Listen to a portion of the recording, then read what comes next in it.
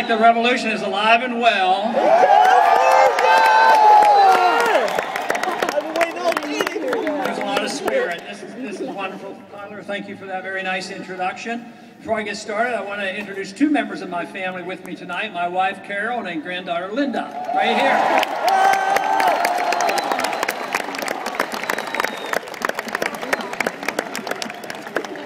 You know, last night we were in a different part of California, up in Chico, and we had a little rally up there. And they set a record. They set a record with a number of people coming out. But the record has been broken tonight.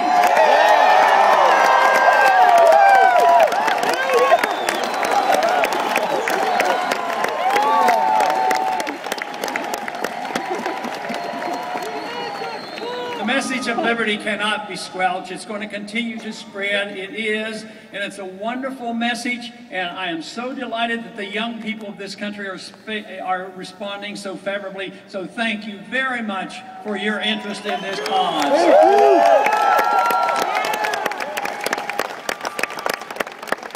So this morning, after we had that wonderful rally last night and a lot of enthusiasm and a lot of cheering, I thought, well, I'll check the internet to find out what kind of stories are written.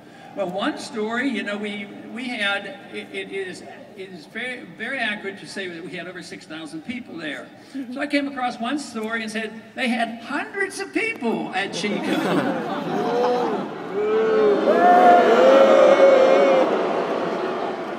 It wasn't all that bad because somebody reported there were 1,000. So. But the headline actually was a little bit more catching. The headline said, "Where's Ron Paul? What do we hear from him?" And yet, here we just had that rally. So tonight, I hope we're able to send a message where they do hear from us and know that we're here.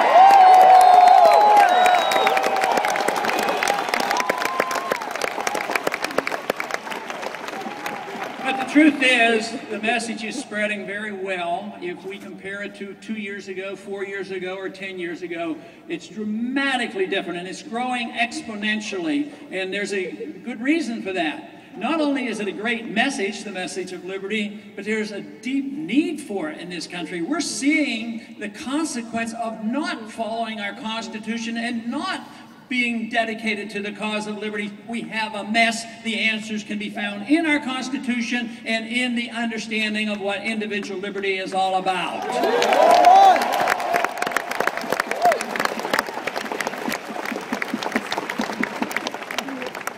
I think the most important issue in the campaign or anything that we do has to deal with the understanding and the promotion of individual liberty. Believing that if we truly understood that issue, we would have a lot less problems.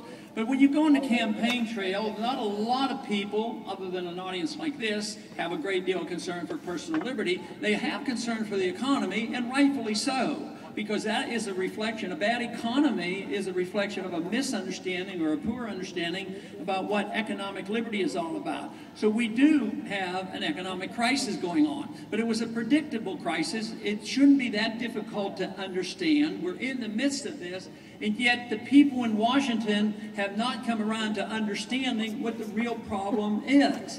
And the problem boils down to about one thing. Government is way too big. The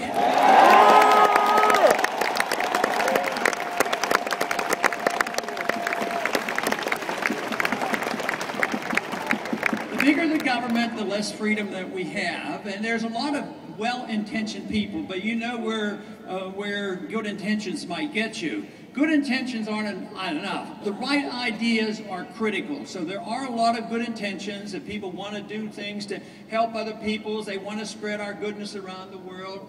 But whether it's helping people here at home or making you behave in a certain manner or improving the economy, you cannot do it with the use of force. If we want to improve on ourselves and others, it has to be done by setting an example and doing it voluntarily and not using force.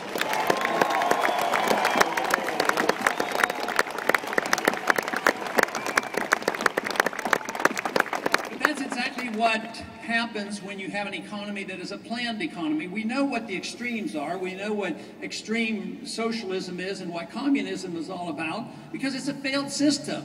And it was a predictable event that the Soviet system would collapse because they had a non-viable economic system. And fortunately, that is what brought the end to the Soviet system, not a nuclear war. It was a failed economic policy. And this is the reason that we ourselves must look at what we're doing, because we too have a failed economic system. It's not communism, it's called interventionism, where the planners in Washington, the do-gooders, the people who believe in welfareism and warfareism and inflationism and running up debt, they believe that they could do this forever. But guess what?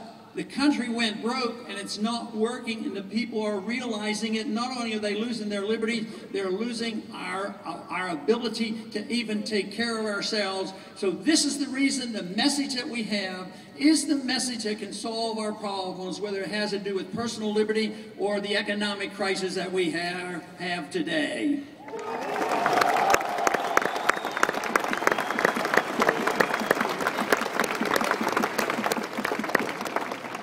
Crisis was brought about because the government was too big and spending too much money. But it was logical that the politicians would continue to do this because they kept getting reelected. The more they spent, the more they pretended they could bring home. Even if they had to tax, borrow, or print the money, they were rewarded by reelection. Now that worked fine as long as we had money in the bank and we were a wealthy nation. But this has changed now. We're a debtor nation. We're the biggest debtor in the history of the world. We owe more money to foreigners than any other country has ever owed before. But the Treasury is empty. It's difficult to extract the taxes. Borrowing power is limited. And also, there's going to be a limitation on how much our central bank can print money. And that is what we have to take care of and make sure that we don't finance government with the Federal Reserve System.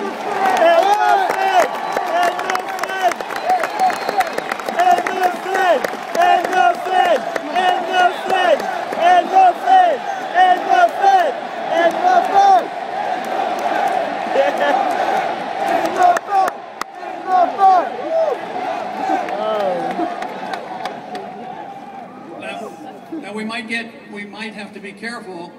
Mr. Bernanke might hear us. That's okay.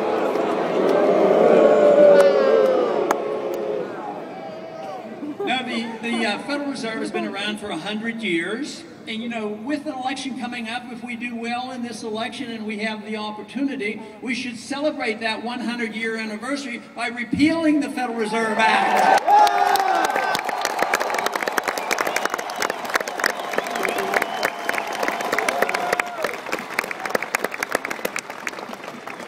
But the Federal Reserve